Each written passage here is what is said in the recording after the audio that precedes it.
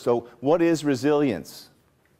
It's an ability to recover from or adjust easily to misfortune or change. Another definition is it means speedy recovery from problems, the ability to recover quickly from setbacks. And the more technical version, elasticity, the ability of matter to spring back quickly into shape after being bent, stretched, or deformed. You ever feel bent, stretched, or deformed? Bounce back. A more simple definition maybe is resilience is the ability to know where, how, and when to use your energies to improve things for yourself and how to recruit help in that endeavor. What's important there is that being resilient doesn't mean you have to do it all on your own. Being resilient also means knowing how to seek help and getting support from other people. And perhaps the simplest way of looking at it is resiliency is the ability to overcome a crisis quickly and to move past it. Why is resilience so important? I guess I've sort of said that already. It's so important because it's rare, maybe never, that people don't have situations that are difficult where we have to deal with them, right? It'd be nice, perhaps, if we didn't have to deal with difficult things or bad things. There's actually a book called When Bad Things Happen to Good People. Bad things, unfortunately, do come up every once in a while. They may be relatively minor bad things. When I say minor, in the overall scheme of things, 59 broken bones isn't minor. And compared to that, if you have a setback in a classroom and you don't get the grades you want, or you have a setback in sports or in government, or what, there's all kinds of things that can happen, and you have to still be resilient. But it's very rare that any of us go through life without having to deal with difficult things, and being able to bounce back is so important. So that's why it's so very, very important. And what's really important is that bouncing back you don't want that to take too long, because we want to try and get on with our lives. Maybe some of you remember there was a story back in August about the Chilean miners. Do you remember that, when they were caught in the mine? I don't remember how many, but there were a lot of them, right? 50 some odd, do you remember? Anybody? A lot. They're caught in this mine. I don't know about you, but I thought about that. I said, how are they ever going to survive? Right? How are these folks ever going to survive? They weren't sure if they'd ever get out. Then they thought it might take 4 months for them to get out. But the reality is, what happened is by October, I think it was about 2 or 2.5 months later, they had figured out a way to get these guys out of the mine. And what was incredible to me, because I'm always interested in resilience, is how did this group of people trapped in this underground mine maintain their spirit, maintain their attitude that they were going to survive and they were going to get out of that situation. So the story that emerged was one of despair, but also of enormous resiliency and solidarity. It seems that most of the trapped men halted their slide into despondency and found strength in each other. They realized they had no other choice but to work together as a team. So in that situation, what seemed to be really important is that there were a group of people that supported each other. And what came out later is that some of the leaders, there were a couple of leaders in that group that were instrumental in keeping this group of miners, who really didn't know if they were ever going to get out for quite some time, to somehow maintain their spirit and their attitude. Now, more recently, we had this tragic death on campus. Or we don't want to say it's on campus, because it was actually across the street from the campus. But it was on campus. And Qian Lu was a student at the York University English Language Institute who was murdered on Friday, April 15th. It's been an unbelievable journey for us in Counseling and Disability Services, for the students that she was a colleague of, and more recently for her parents. Now, how do parents and loved ones ever overcome tragedies like that? How? Some of you may have read in the paper that her father, Qian Lu's father, said, "The pain in our heart is indescribable. Our tears cannot be stopped." The question is, how does that get resolved? Or if it ever gets resolved, how do parents move on? How do friends and loved ones move on? And that's what resilience is about. As awful a tragedy as this is, people who are left behind need to find ways to move past that. Not to forget the person, not to ever forget the sadness, but to somehow move on with their lives. And that's what this session is about. It's how do people move on so that they're not immobilized and so that we don't only lose one life, but we lose other lives in terms of the way people can proceed. There are many, many examples in history of extraordinary individuals who demonstrate extraordinary resilience. But what's interesting about resilience is that it is not always extraordinary people that demonstrate it. It is ordinary people who can demonstrate resilience. It's every one of us has it within us to be resilient. We don't always know it, but we have it within us to be resilient. This is one of the people that was working with the miners, and he said, "The presumption that men and women will usually break down emotionally if subjected to severe hardship is flawed. Most people have deep resilience and the ability to persevere in extreme situations. Those miners reached for the best in themselves. Maybe if it were one man trapped down there, he would have died. But as a team, they survived." So again, in this instance, it was a team that pulled together. But how do we develop resilience? It's not something that you either have or you don't have. The good news is, although some people may be more predisposed to being more resilient, we know from all kinds of experiences and research that we can do things to help develop resilience in each and every one of us. No matter what our role is, no matter if we're students, staff, doesn't matter who we are, we can all develop it.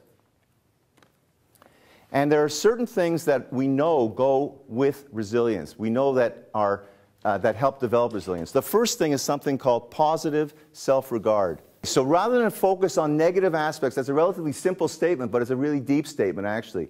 Because there's a whole field of psychology called cognitive psychology that talks about how it is not the event, the negative event itself, that's the issue, but how we think about that event.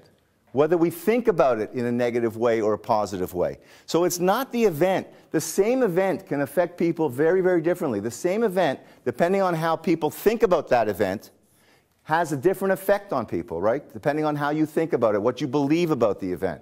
So believing, focusing more on the positive aspects and on confidence really helps. And we develop that sense very early in life, largely by the time we are kids, young kids. And we develop it because of the way we are treated by significant other people, like parents, teachers, peers, and so on.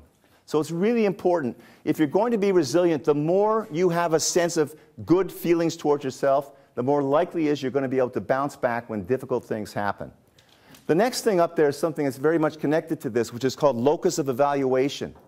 And what that's referring to is the sense that when I value myself, I use my own internal sense of what's right and what's wrong, as opposed to relying on external sources to tell me I'm either a good or bad person. Following? The more we believe that what is right feels right to us internally, and we don't rely on the approval of others, the more likely we are to be able to be resilient, and the more likely we are to have a positive sense of self-regard or a positive sense of self-esteem. And early on in life, we do rely on others for approval. Who do we rely on for approval? Parents, teachers, and so on. But what's important is, as we grow older, that we stop relying on those external sources to tell us what's right and what's wrong. We develop that sense for ourselves. It doesn't mean we don't care about what other people think, but the most important thing is for us to believe that what we are doing feels right and is the right thing to do. The next couple of things I'm going to talk about are stress management strategies and some existential concepts. I'm going to move into that as we go now. Stress management is a way that we can help ourselves be more resilient. First of all, stress is not a bad thing, although you might think it is, right? You need some level of stress so that you get to do things, right? If you had no stress, would you study?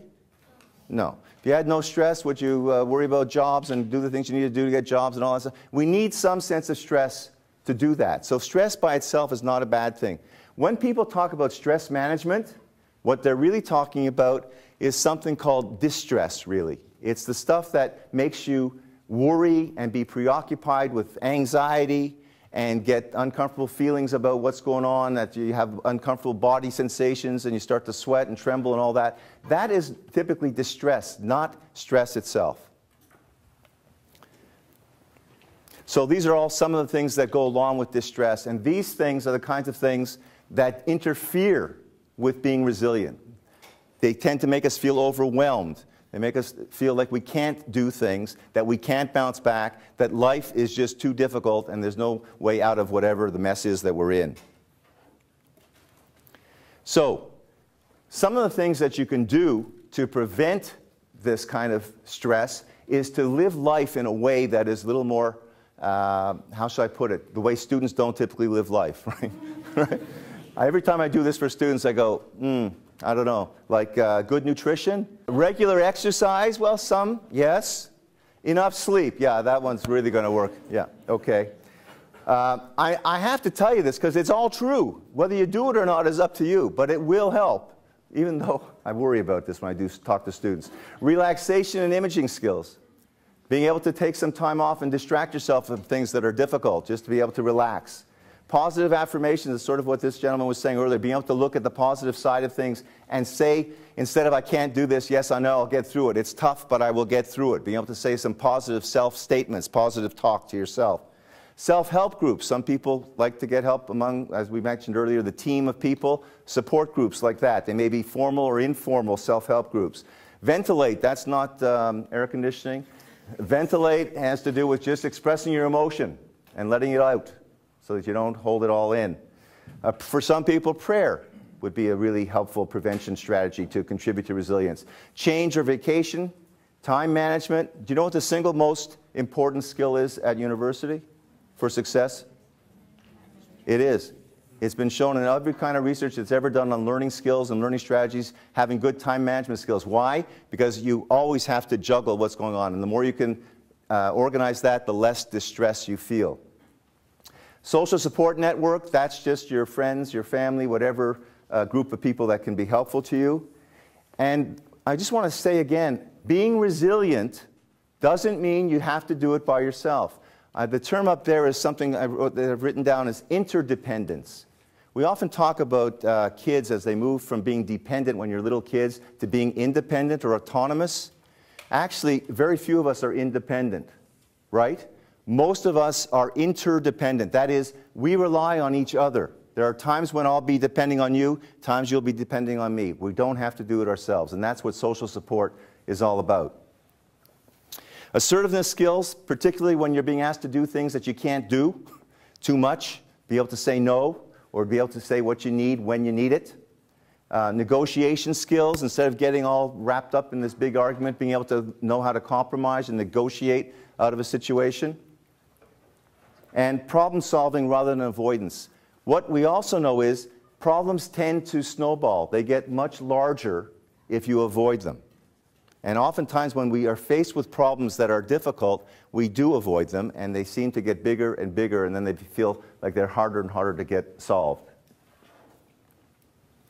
Now, those are things that you can do to try and prevent distress, but sometimes even the best habits don't prevent distress.